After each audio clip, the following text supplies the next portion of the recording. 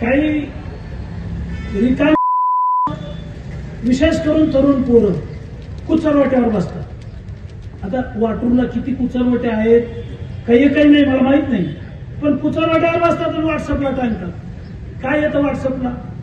काय लफडं आहे? व्हॉट्सअप आहे, फेसबुक आहे, इंटरनेट आहे, इंस्टाग्राम आहे, एवढा धुमाकूळ आहे।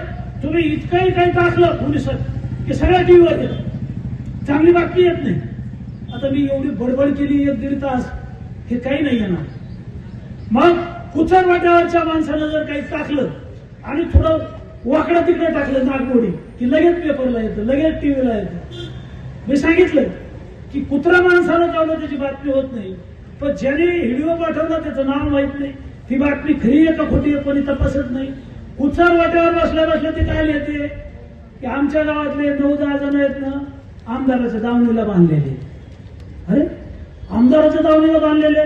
तुमच्या गावात वॉटर ग्रीडचं पाणी आणलं, तुमच्या गावात पाण्याची टाकी आणली, तुमच्या गावात सिमेंट रोड आणला, तुमच्या गावात 4-5 सभामंडप आणले, तुमच्या गावात लाडक्या बहिणीच्या पगारा चालू केल्या, तुमच्या गावात संजय निराधारच्या पगारा चालू केल्या, तुमच्या गावात श्रावणबाळ योजनेच्या पगारा चालू केल्या, तुमच्या गावामध्ये जे काही ज्येष्ठ नागरिक आहेत हे पटकेवाले मामा येतात इथं, कलेक्टरला पेन्शन होतं, तहसीलदारला पेन्शन होतं, आमदाराला पेन्शन होतं, कलेक्टरला पेन्शन होतं, मंत्र्याला पेन्शन होतं, मुख्यमंत्र्याला पेन्शन होतं, सगळ्याला पेन्शन होतं, शेतकऱ्याला नव्हतं। आता तुम्हाला मोदीजींनी अटल पेन्शन योजना आणली, ज्याचं वय 65 वर्षापेक्षा जास्त आहे, अशांचं मानधन पगार चालू केलेले आहेत आणि कोणाला करायचे असलं तर करू शकता। पण कुचरवाट्यावरचा काय टाकतो की हे 9-10 लोक भाजपच्या आमदाराच्या दावणीला बांधलेले। मग तालुक्यावर काय लिहितात की हे लोक देवेंद्र फडणवीसांचे अंधभक्त आहेत, हे नरेंद्र मोदीजींचे अंधभक्त आहेत। कोण लिहितं? कुचरवाट्यावरचे काट्टे। काट्याचीच बातमी होती पाहिजे। काय लिहितं ते? मोदीजींनी काय दिलं, देवेंद्र फडणवीसांनी काय दिलं, आमदारांनी काय दिलं। अरे तुझ्या गावात जे आलं ना ते बबनराव लोणीकरनंच दिलं 25 वर्षात, दुसऱ्याने काळ्याची डबी दिली नाही, कोणता पक्षाला असू द्या। आणि कोणत्याही पक्षाच्या नेत्याला माझं आव्हान आहे, गावातल्या कोणत्याही सरपंचाला, जिल्हा परिषद सदस्याला, पंचायत समितीच्या सदस्याला तुम्ही कोणत्याही पक्षाकडे तुमच्या आणि काड्याची डबी आणून दाखवा, नाहीतर झेंडूबामची बाटली आणून दाखवा डोक्याला लावायला।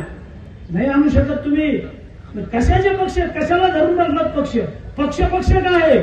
जो पक्ष आपल्याला हे सगळं देतो तो आपला पक्ष। काय जटायू पक्ष आहेत आपल्या तालुक्यात, जटायू पक्ष आहेत। काय पक्ष आहेत? काय आणलं, काय दिलं, काय करणार आहेत? त्याला विचारा या मारुतीच्या पारावर आणि सांगा की आम्ही हे आणतो गावाला, आम्ही ते आणतो। ते करत नाहीत, ते म्हणजे अमुक नळग्याचा रोड उकरून काढा आणि त्याच्या बातम्या लावा, अमुक मनोहर खलकरेचा रोड उकरून काढा। आमचा काही संबंध नाही, ते कोणी माझे नातेवाईक नाही। गुत्तेदारासारखं काम करा, नीट काम करा। नीट काम नाही केलं तर मी नेहमी सांगतो की तुला काळ्या यादीत टाकील, तुझं बिल काढणार नाही। लावली मी आता त्या चौकशी नळव्याची कामाची, ऐकत नाही येत नाही। म्हणजे एवढं कटाऊट नको ना बाबा, हे पोरांना सांभाळ। एवढ्या मोठ्या गाड्या आहेत, काळ्या मोठमोठ्या 50-50 लाखाच्या डोळ्यात चालतात लोकांच्या, लोकांचं फुटत आहे, हे आल्या कुठून? आणि म्हणून मला आपल्याला सांगायचं की कुचरवाट्यावरची चर्चा जी असते ना तर ही चर्चा ऐकूच नका, ते पाहू नका आणि आपलं डोकं खराब करून घेऊ नका। अरे ते कुचरवाट्यावर बसलेले ते 5-6 काट्टे 10 काट्टे असतात, त्याच्या माईचा पगार बबनराव लोणीकरनं केला, त्याच्या बापाचं पेन्शन बबनराव लोणीकरनं केलं।